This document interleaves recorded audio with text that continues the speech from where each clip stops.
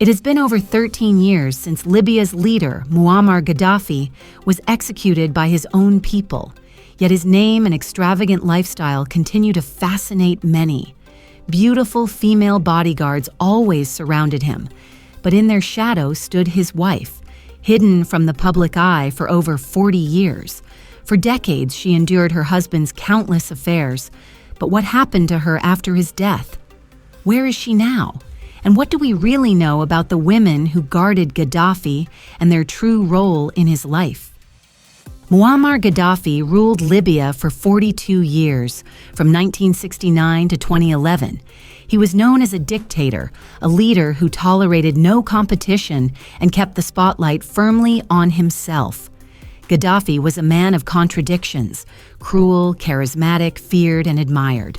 He created a cult of personality where no one else in Libya could shine brighter than him. Gaddafi came from a Bedouin background and remained deeply tied to his roots. One of his most eccentric traits was his insistence on living in a tent, no matter where he went. Even during foreign visits, he would bring his luxury tent with him. For example, he pitched his tent in the gardens of the Élysée Palace during a trip to France. In Italy, he set up his tent in a park near Rome and even tried to pitch it in New York during a visit to the United Nations. This lifestyle was a statement of his identity, showing the world that he never abandoned his Bedouin heritage. His clothing choices were equally extravagant. Gaddafi wore colorful, flowing robes, often adorned with elaborate patterns and accessories. Sometimes he would wear military-style uniforms covered in medals and insignias, despite never having earned them in battle. Other times, he would appear in traditional African attire or outfits inspired by royal costumes. His wardrobe was not just about fashion, it was his way of staying in the spotlight and presenting himself as a larger-than-life figure. Gaddafi loved being the center of attention. He gave long, fiery speeches and basked in the adoration of his followers. However, his dominance came at a price. He crushed any opposition and ensured that no one in Libya could challenge his power or overshadow him. He was the only prominent figure in the country, and his cruelty was well known. But his charisma kept him in control for decades, even as his people suffered under his rule. Gaddafi's most striking peculiarity was his reliance on women for personal security. Known as the Amazonian Guard, these young, beautiful women were always by his side, impeccably dressed and rigorously trained. Their presence sparked endless rumors, with many speculating that they were more than bodyguards, perhaps even his lovers. But in the shadows of these glamorous figures stood another woman who played a much more significant role in his life: his wife, Sofia Gaddafi. Unlike the highly visible Amazons, Sofia stayed out of the public eye, dedicating 41 years to their marriage, raising 7 children, and remaining loyal to him until his final days. Sofia's life is shrouded in mystery. Unlike her husband, who dominated the spotlight, she stayed out of public and political affairs. Rarely did she attend official events, and she never accompanied Gaddafi on his international trips.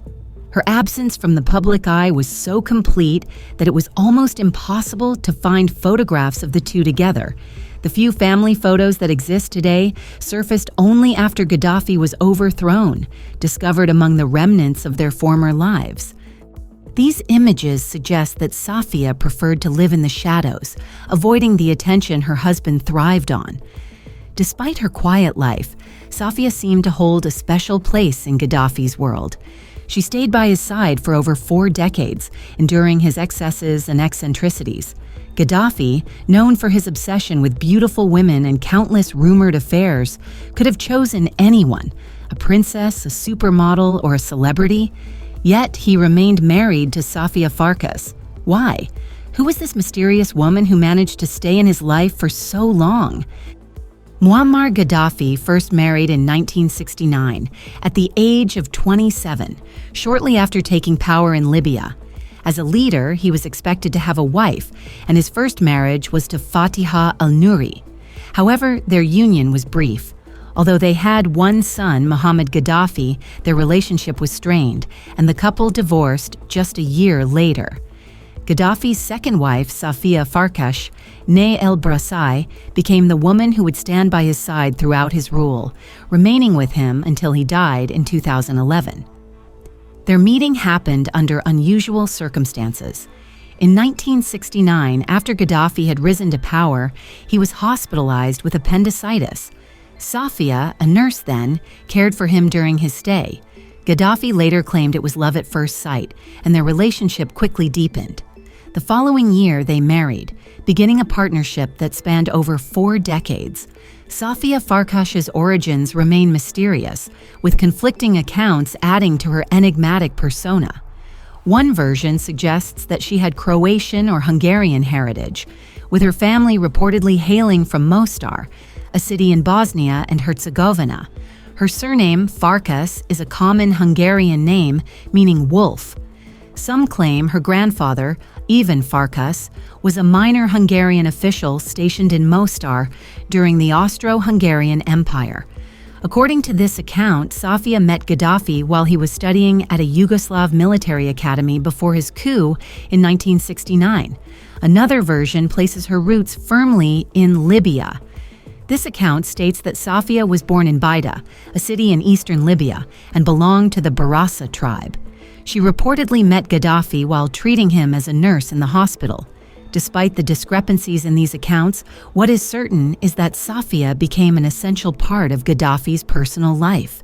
Sofia Farkash and Gaddafi had 7 biological children, 6 sons and 1 daughter, as well as 2 adopted children. Over the years, she remained a constant presence in his life, even as he surrounded himself with female bodyguards and was rumored to have numerous affairs. Unlike her husband, who thrived in the public eye, Sofia lived a quiet life, avoiding political or public activities. Photos of them together are rare, underscoring her preference to stay out of the spotlight. Despite Gaddafi's reputation for being obsessed with beautiful women and his countless infidelities, Sofia remained by his side for over 40 years. Her enduring loyalty raises questions about their relationship. Was it love, duty, or a combination of both that kept her committed to him? Sofia Farkash's life remains a puzzle, but her presence in Gaddafi's turbulent world undoubtedly left an indelible mark on his legacy. Gaddafi's children with Sofia Farkash played significant roles in Libya during his 42-year reign. They were not just his offspring, they were symbols of his regime and wielded enormous power and influence. However, their behavior and privileged lifestyle often drew criticism and fueled resentment among the Libyan people. Several of Gaddafi's sons became notorious for their lavish lifestyles and controversial actions. Their wealth and influence allowed them to live extravagantly, often flaunting their riches in a country where many citizens struggled with poverty. This disparity created deep resentment toward the Gaddafi family and the regime. Their actions, both at home and abroad, often embarrassed their father and tarnished the image of his government. One of the most infamous sons was Saif al-Islam Gaddafi, often considered his father's potential successor. Saif was highly educated, having studied in London, and portrayed himself as a reformer. However, his image was tainted by accusations of corruption and his involvement in suppressing dissent during the 2011 uprising. Another son, Hannibal Gaddafi, gained notoriety for his aggressive and antisocial behavior. His actions, including violent altercations and high-profile scandals in Europe, drew international attention. Hannibal's reckless behavior, along with his brothers, often fueled criticism of the Gaddafi family both within Libya and abroad. Another son, Muammar Gaddafi, held a prominent role in the regime as national security advisor. He was known for his military ambitions and was considered one of his father's most loyal supporters. Mutamim's position gave him immense power, but his influence also contributed to the public perception of the Gaddafi family as corrupt and self-serving. Although Sofia Farkash, Muammar Gaddafi's wife, lived in the shadows and avoided public appearances during his reign, she was far from a passive figure. Sofia was an incredibly wealthy and influential woman, playing a significant role behind the scenes. Her wealth and status made her one of the most powerful women in Libya. Sofia owned Burak Air, a private airline headquartered at Midiga International Airport in Tripoli. This airline operated independently of Libya's national carrier and even monopolized the transport of Libyan pilgrims during the Hajj season. Her control over such a critical enterprise underscored her business acumen and influence, which extended beyond her husband's regime. The extent of Sofia's wealth remains a topic of speculation. One widely circulated claim suggests that she owned 20 tons of gold, cementing her as one of the wealthiest figures in Libya. These reports align with WikiLeaks documents, which described Gaddafi's family as powerful and wealthy, yet fractured and dysfunctional. According to some estimates, Sofia's fortune reached $30 billion during her husband's rule. Despite her considerable wealth, Sofia maintained a relatively low profile. She traveled discreetly, often in rented planes, accompanied by a procession of cars. Even when hosting events such as the celebration of the 1969 revolution at the Bab al-Azizia compound, she preferred modest gatherings rather than grand displays of luxury. Sofia's public engagement increased slightly in later years. For instance, she attended the graduation of female police students in 2010 and occasionally took part in celebrations of her husband's rise to power. However, these appearances were rare and carefully managed, reinforcing her preference to remain out of the limelight. Her influence extended beyond Libya as well. In 2008, Sofia was elected vice president of the African First Ladies Organization at a meeting of African Union leaders in Sharm el-Sheikh, Egypt. Interestingly, she was not present at the meeting and had never actively participated in the organization's activities, highlighting the symbolic nature of her role. Reports during the Lockerbie crisis revealed the staggering extent of the Gaddafi family's wealth. The International Coalition Against War Criminals estimated in 1992 that Gaddafi's fortune had reached $80 billion, with Sofia controlling a significant portion of this wealth. Her vast resources and behind-the-scenes presence made her a formidable figure, even though she rarely entered the public eye. It is not surprising that Sofia Farkash tolerated her husband's numerous affairs and his well-known attraction to beautiful women. As Muammar Gaddafi's wife, she enjoyed immense wealth and power in Libya, holding a position that few could rival. She seemed willing to endure his temper to maintain her status and influence. Sofia likely understood that her husband's infidelities were part of his nature and chose to turn a blind eye to his antics, prioritizing her privileged position over personal grievances. Starting in the 1980s, Muammar Gaddafi's infidelities played out openly, right under his wife Sofia's nose. By then, the Libyan leader was traveling with a personal entourage of female bodyguards, known as the Amazons. Officially, this was Gaddafi's way of demonstrating his commitment to women's rights. He claimed to have elevated women to an equal status with men, allowing them to serve in the military and presenting Libya as a country where gender equality had been achieved. The Amazons were seen as the most loyal and trustworthy protectors a leader could have.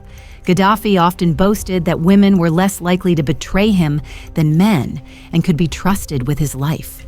Indeed, their loyalty was sometimes proven in extreme ways. In 1998, when Islamic fundamentalists attempted to assassinate Gaddafi, one of his Amazons shielded him with her body, taking the bullets meant for him and sacrificing her life for her leader. These women were part of an elite force, carefully selected and rigorously trained at a specialized military academy. Only the best made it into Gaddafi's personal guard, and their presence was intended to send a clear message to the world about his so-called progressive views. Many Libyan women were inspired by his speeches about gender equality and joined the military, believing they were part of a revolutionary change in their country. However, for many of these women, the reality behind Gaddafi's rhetoric was far darker. Behind closed doors, the Amazon Guard was not just a symbol of equality or security, but also a cover for Gaddafi's personal desires. Stories began to emerge of horrific abuse, revealing that Gaddafi surrounded himself with young, beautiful women for reasons far removed from their military capabilities. Many women who joined with hopes of serving their country were devastated to discover the nightmare that awaited them. Reports of Muammar Gaddafi's inappropriate behavior with women began surfacing as early as the 1970s. Many women in his inner circle complained about his constant flirting and unsolicited advances. Over the years, as Gaddafi solidified his dictatorial power, he created an environment where he could do as he pleased with the women around him. His unchecked authority meant that few dared to resist, as any opposition was met with brutal consequences. Gaddafi's reputation for cruelty silenced many, and his inner circle was no exception. Those who witnessed or experienced his behavior felt powerless to act, knowing the severe punishments he dealt to anyone who challenged him. His female bodyguards, the Amazons, were no strangers to this reality. After his death, some of the women who survived spoke out about the additional roles they were forced to perform, roles far removed from their official duties as bodyguards. One of Gaddafi's former bodyguards, 19-year-old Nisreen Gariani, described the horrifying experiences many women faced. "They would come and take us by the hand and walk us down the corridor. We knew what would happen," she revealed. These accounts painted a grim picture of life within Gaddafi's circle, where women were subjected not only to his exploitation, but also to the abuses of the men around him. Some of the most harrowing details about Muammar Gaddafi's exploitation of women were revealed in the book Gaddafi's Harem, the story of a young woman and the abuses of power in Libya, by French journalist Annick Kogin. In her investigative work, Kogin interviewed several Libyan women, as well as others who had been in Gaddafi's inner circle, exposing the disturbing truth about what really happened behind the closed doors of his regime. The book lays bare the dark side of Gaddafi's power, shedding light on the horrors faced by the women in his orbit. At the heart of the book is the story of Soraya, an ordinary Libyan schoolgirl whose life took a devastating turn after she caught Gaddafi's attention. Soraya recounted that Gaddafi noticed her during a school event and, on a whim, ordered her to be brought to his residence at Bab al-Azizia, just 2 miles from Tripoli. From that moment, her life changed forever. Soraya was taken to Gaddafi's harem, where she spent 6 years, forced to comply with his every demand, no matter how degrading or cruel. Soraya's story is one of unimaginable suffering. She described a life of imprisonment within Gaddafi's compound, where she and other young women were subjected to his whims. The dictator entirely controlled their lives, and the constant threat of punishment or death loomed over them. Even the thought of escape was futile, as Gaddafi's power extended far beyond Libya's borders.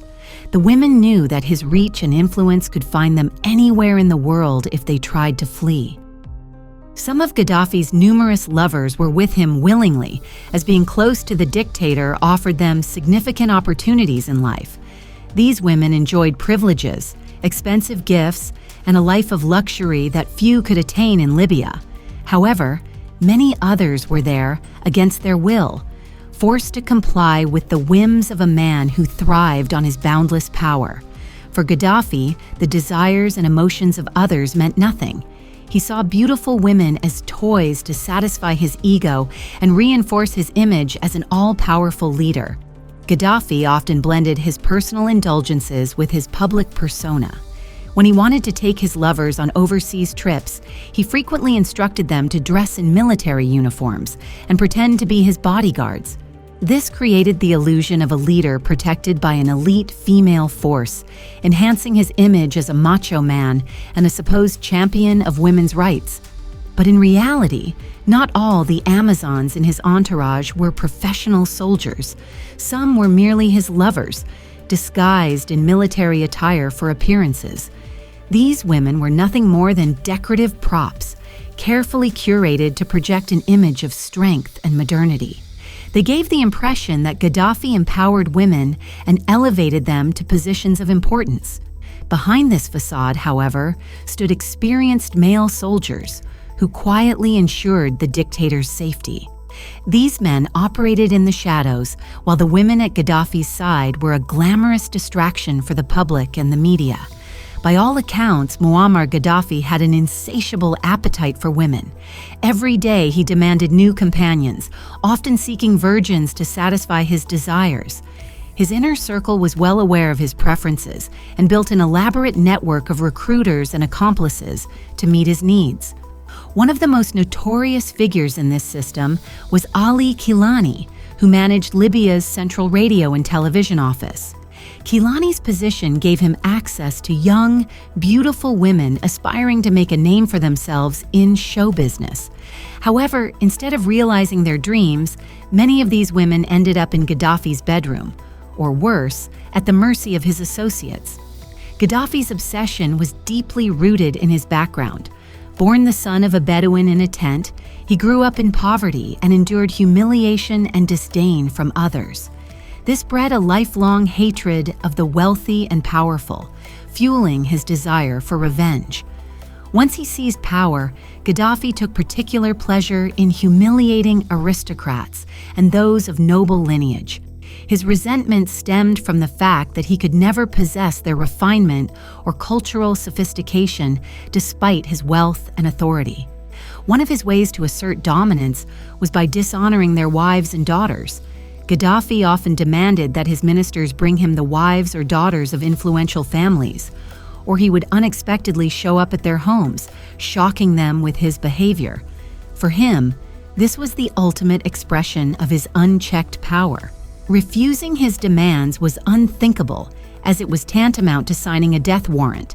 By taking these women, Gaddafi gratified himself and reinforced his superiority over those he despised. Not all women were coerced. Some sought his attention willingly, hoping for material rewards or financial assistance. However, the cost of his favors was often unbearably high. His obsession with women often caused diplomatic incidents. When foreign delegations visited Libya, Gaddafi focused his hospitality on female guests. He showered them with gold and lavish gifts, but always requested private meetings in return. Some women traveled to Libya specifically to meet him, drawn by the promise of wealth and luxury.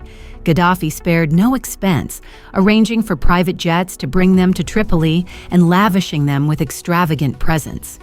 Among the rumors surrounding his escapades are stories involving the wives of heads of state, ambassadors, and members of foreign delegations.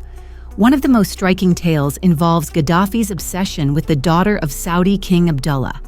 Gaddafi viewed possessing her as a way to exact revenge on her father. His recruiters were given unlimited resources to fulfill his wish, but their efforts were in vain.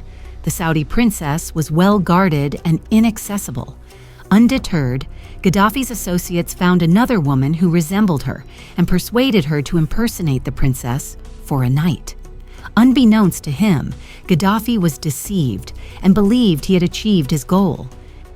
The unbounded power of Muammar Gaddafi came to a brutal end in 2011 when his own people killed him for his countless crimes. Neither his Amazonian bodyguards nor his wealth could save him. Many of the Amazons met violent ends, while others escaped abroad. Members of his large family also faced a grim fate. Some were killed, while others fled for their lives. Gaddafi's wife, Sofia, who had turned a blind eye to his numerous infidelities for decades in exchange for wealth and power, remained by his side until the final days of the Libyan civil war. They stayed in their Tripoli residence as the conflict raged on. Sofia's overseas assets were estimated to be around £18 billion at the time. However, all her accounts were frozen as she became subject to international sanctions. When the battle for Tripoli reached its climax, Sofia left Libya with the surviving members of her family. They fled in armored Mercedes-Benz vehicles, heading toward Algeria. In the chaos, survival became the only priority, and the family scattered across different countries. A year later, Sofia sought and was granted political asylum in Oman, where she found refuge from the storm that had consumed her husband's regime. By 2023, she was reportedly living in Cairo, Egypt, far from the life of opulence and influence she once enjoyed.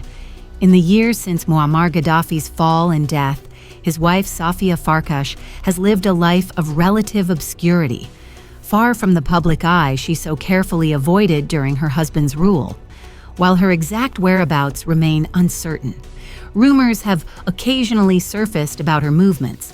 At one point, there was speculation that she had traveled to Germany, though this was never confirmed. Another rumor suggested that she had purchased a home in Makarska, a small Croatian seaside town, and planned to settle there. However, no evidence has come to light to substantiate these claims. Today, Sofia's life remains a mystery. Out of the 9 children she and Gaddafi raised, 7 biological and 2 adopted, several have died, either during the Libyan civil war or in its aftermath. Her surviving children are scattered across different countries, living in exile. As a mother, she likely focuses her energy on staying close to them and preserving what remains of her family. It is unclear whether Sofia continues to live off hidden assets from her husband's once vast fortune, as many of her known accounts were frozen following international sanctions. Now in her 70s, she likely leads a quiet, private life, far removed from the immense power and wealth she once enjoyed. In February 2024, it was announced that the United Nations Security Council had lifted the travel ban on Muammar Gaddafi's wife, Sofia Farkas. However, the Council clarified in its decision, published on January 31st, that the freeze on her assets would remain in place. This means that while Sofia is now free to travel internationally without restrictions, she still cannot access or utilize the vast wealth previously frozen under international sanctions. Sofia Farkas's story is one of contradictions. She was the wife of a man whose name became synonymous with tyranny, and yet she spent most of her life in the shadows, avoiding the spotlight. Her loyalty to Gaddafi endured despite his infidelities and the scandals surrounding his regime. Today, her life is one of exile and anonymity, a far cry from the days when she stood beside one of the most controversial figures in modern history. Sofia remains an enigma, a woman who once held unimaginable power, but now lives in the echoes of a life that is gone forever. Share your thoughts in the comments, leave a like and subscribe to the channel. Thank you for watching.